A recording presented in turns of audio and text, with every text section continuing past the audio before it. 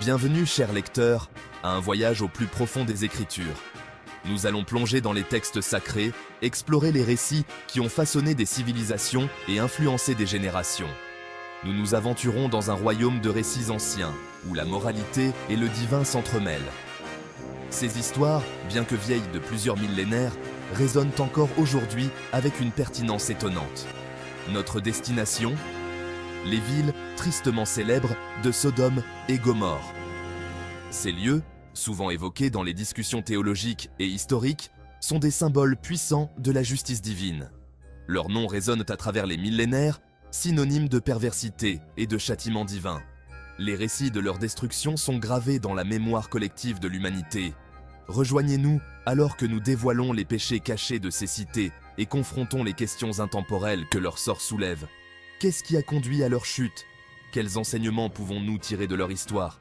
Préparez-vous à être captivés par un récit tissé d'hospitalité et de dépravation, d'intercession et de jugement, de destruction et de survie. Ces thèmes, bien que vieux de plusieurs siècles, trouvent encore écho dans notre monde moderne. Il ne s'agit pas simplement de la narration d'un événement ancien. C'est une plongée dans les profondeurs de l'âme humaine, une quête de compréhension des forces qui nous gouvernent. C'est une exploration de la condition humaine, une réflexion sur la justice et la miséricorde divine, et un appel à examiner nos propres vies à la lumière de ces vérités éternelles. Comment ces récits anciens peuvent-ils nous guider dans nos propres vies? Commençons notre exploration par une rencontre fatidique. Une rencontre qui allait déclencher la chaîne d'événements menant à la destruction de Sodome et Gomorrhe. Cette rencontre est un moment charnière dans l'histoire biblique. Notre voyage commence avec Abraham, un patriarche choisi par Dieu, un homme connu pour sa droiture et sa foi inébranlable. Abraham, par ses actions et ses prières, joue un rôle crucial dans le destin de ces villes. C'est à travers ses yeux que nous entrevoyons pour la première fois le drame qui se déroule.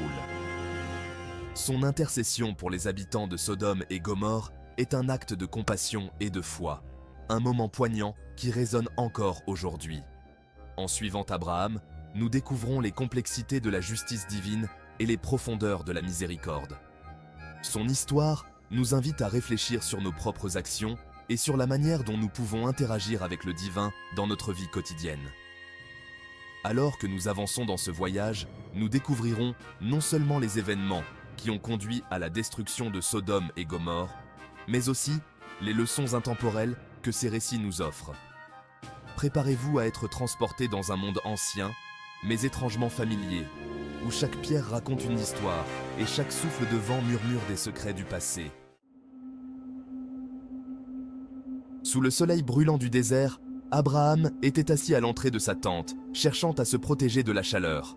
La chaleur était accablante et chaque souffle de vent semblait insuffisant pour apporter un quelconque soulagement. Abraham, un homme de foi et de sagesse, savait que le désert pouvait être impitoyable, mais il avait appris à vivre en harmonie avec cet environnement hostile.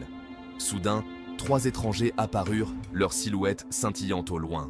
Ils semblaient surgir de nulle part, comme des mirages, dans l'étendue infinie du désert. Leurs pas étaient lents, mais déterminés, et malgré la distance, Abraham pouvait sentir une aura particulière émanant d'eux. Avec empressement, Abraham se leva pour les accueillir, leur offrant de l'eau pour se laver les pieds et du pain pour apaiser leur faim. Il savait que l'hospitalité était une vertu sacrée, surtout dans un environnement aussi inhospitalier. Chaque geste, chaque mot qu'il prononçait était empreint de respect et de générosité.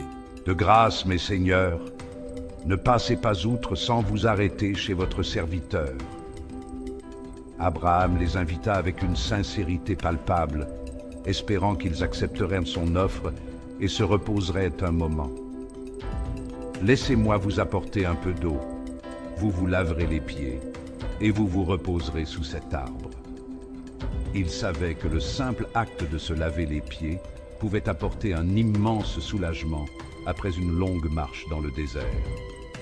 Je vous apporterai aussi un morceau de pain et vous prendrez des forces avant de poursuivre votre route. Abraham se hâta de préparer un repas, choisissant les meilleurs ingrédients qu'il avait à offrir. Il voulait que ses invités se sentent honorés et respectés. À l'insu d'Abraham, il ne s'agissait pas de voyageurs ordinaires. Ces hommes portaient en eux une mission divine, une tâche qui allait changer le cours de l'histoire. C'étaient des messagers divins, des anges envoyés par Dieu pour observer le pays et prononcer un jugement sur les villes pécheresses de Sodome et Gomorrhe. Leur présence était à la fois une bénédiction et un présage de ce qui allait venir. Abraham, nous sommes porteurs d'un message du Seigneur. Les paroles des anges étaient solennelles, empreintes d'une gravité qui ne laissait aucun doute sur l'importance de leur mission. Le cri contre Sodome et Gomorrhe est grand et leur péché est énorme. Les villes étaient plongées dans le chaos et leurs actions avaient attiré l'attention divine. Nous sommes envoyés pour voir si leurs actions sont aussi viles que le cri qui est monté jusqu'au Seigneur. Les anges devaient vérifier par eux-mêmes la véracité des accusations portées contre ces villes. Si tel est le cas, ils feront face à une destruction imminente. Le sort de Sodome et Gomorrhe était suspendu à un fil, et le jugement divin était sur le point de s'abattre. Abraham, homme d'une foi et d'une compassion profonde, fut profondément troublé par cette révélation. Il savait que le jugement de Dieu était juste, mais son cœur était lourd à l'idée de la destruction qui allait s'abattre sur ces villes. Il savait que son neveu, Lot, résidait à Sodome avec sa famille. La pensée de perdre son neveu et sa famille dans cette destruction le remplissait d'angoisse. Comment pouvait-il rester les bras croisés alors que ses proches étaient confrontés à un tel destin ? Abraham se sentait impuissant, mais il savait qu'il devait agir. Cette rencontre marqua le début d'une lutte morale, un conflit entre la justice divine et la compassion humaine. Abraham se trouvait à un carrefour où il devait concilier sa foi en la justice de Dieu avec son amour pour sa famille. Elle ouvrait la voie à la fervente intercession d'Abraham, un témoignage de sa croyance indéfectible en la miséricorde de Dieu, même face à un jugement imminent. Abraham se tourna vers Dieu en prière, implorant sa miséricorde et sa clémence. Il savait que seul Dieu pouvait sauver Sodome et Gomorrhe, et il était prêt à plaider leur cause avec tout son cœur. Le récit juxtapose l'hospitalité d'Abraham à la dépravation des habitants de Sodome, soulignant le contraste saisissant entre la justice et la méchanceté. Abraham, un homme de foi et de vertu, incarne la bonté et la générosité. Il ouvre sa maison et son cœur aux étrangers, leur offrant nourriture, abri et réconfort. Cette hospitalité, profondément enracinée dans les traditions anciennes, est un acte de respect et de bienveillance envers autrui. En revanche, les habitants de Sodome sont présentés comme l'antithèse de cette vertu. Leur comportement est marqué par la méchanceté, l'égoïsme et la violence. Ils ne respectent ni les lois sacrées de l'hospitalité, ni les principes fondamentaux de la décence humaine. Leur dépravation est telle qu'ils cherchent à abuser des étrangers, transformant ce qui devrait être un acte de protection en une menace de violence. Alors qu'Abraham accueillait les étrangers à bras ouverts, leur offrant nourriture, abri et réconfort, les hommes de Sodome ont approché les invités de Lot avec la malice au cœur. Cette scène met en lumière la différence frappante entre la bonté d'Abraham et la cruauté des habitants de Sodome. Les hommes de Sodome, animés par des intentions malveillantes, se rassemblent autour de la maison de Lot, exigeant de voir ses invités. Leur comportement est une violation flagrante des normes de l'hospitalité et un témoignage de leur corruption morale. Je vous en prie, mes frères, ne commettez pas le mal. Lot, dans un acte désespéré pour protéger ses invités, tente de raisonner avec la foule.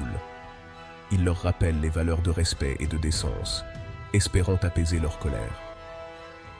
Écoutez-moi, j'ai 2 filles qui sont encore vierges. Lot, dans un geste de désespoir, offre ses propres filles à la foule, espérant ainsi détourner leur attention de ses invités. Ce sacrifice montre l'ampleur de sa détresse et de son engagement envers les lois de l'hospitalité. Laissez-moi vous les amener, et vous pourrez faire d'elles ce que bon vous semblera. Mais ne faites rien à ces hommes, puisqu'ils sont venus s'abriter sous mon toit. Lot, malgré la gravité de sa proposition, cherche à protéger ses invités à tout prix, illustrant ainsi la sacralité de l'hospitalité dans les cultures anciennes. Mais ne faites rien à ces hommes, puisqu'ils sont venus s'abriter sous mon toit. Cette déclaration souligne l'importance de la protection des invités, une responsabilité sacrée pour l'hôte. Fais-nous place! Et encore, il vient de s'installer ici comme étranger et voilà qu'il veut déjà faire le juge. La foule, en colère et méprisante, rejette les supplications de Lot. Leur réponse montre leur manque de respect pour les valeurs de l'hospitalité et leur mépris pour les étrangers. Nous te traiterons plus durement encore qu'eux. La menace de la foule devient encore plus violente, révélant la profondeur de leur dépravation et leur rejet total des normes morales. La notion même d'hospitalité, valeur sacrée dans les cultures anciennes, était totalement pervertie à Sodome. Au lieu d'offrir refuge et protection aux étrangers, les hommes de Sodome cherchaient à les violer et à les abuser, leurs actions témoignant de la profondeur de leur dépravation. Cette perversion de l'hospitalité est un symbole de leur corruption morale et de leur rejet des valeurs fondamentales de la société. Au lieu d'offrir refuge et protection aux étrangers, les hommes de Sodome cherchaient à les violer et à les abuser, leurs actions témoignant de la profondeur de leur dépravation. Leur comportement est une illustration de la manière dont la méchanceté peut corrompre une société entière, transformant des valeurs sacrées en actes de violence et de cruauté. Leurs actions témoignent de la profondeur de leur dépravation. Ce contraste saisissant sert à amplifier la perversité de Sodome et Gomorrhe. Il souligne la gravité de leur péché qui allait bien au-delà de la simple immoralité jusqu'à un mépris total de la décence humaine fondamentale et des lois sacrées de l'hospitalité. Ce contraste saisissant sert à amplifier la perversité de Sodome et Gomorrhe. Il souligne la gravité de leur péché qui allait bien au-delà de la simple immoralité jusqu'à un mépris total de la décence humaine fondamentale et des lois sacrées de l'hospitalité. La juxtaposition de la justice d'Abraham et de la méchanceté de Sodome nous rappelle avec force que nos choix ont des conséquences. Il souligne la gravité de leur péché qui allait bien au-delà de la simple immoralité jusqu'à un mépris total de la décence humaine fondamentale et des lois sacrées de l'hospitalité. La juxtaposition de la justice d'Abraham et de la méchanceté de Sodome nous rappelle avec force que nos choix ont des conséquences. Chaque acte de bonté ou de méchanceté contribue à façonner le monde dans lequel nous vivons. La juxtaposition de la justice d'Abraham et de la méchanceté de Sodome nous rappelle avec force que nos choix ont des conséquences. Il met en évidence la lutte éternelle entre le bien et le mal. Une lutte qui se joue à la fois dans le cœur humain et sur la grande scène de l'histoire. Cette lutte est un rappel constant de l'importance de nos actions et de l'impact qu'elles peuvent avoir sur le monde qui nous entoure. Il met en évidence la lutte éternelle entre le bien et le mal, une lutte qui se joue à la fois dans le cœur humain et sur la grande scène de l'histoire. Cette lutte est un rappel constant de l'importance de nos actions et de l'impact qu'elles peuvent avoir sur le monde qui nous entoure. En fin de compte, le récit de l'hospitalité d'Abraham et de la dépravation de Sodome nous invite à réfléchir sur nos propres valeurs et à choisir le chemin de la justice et de la bonté.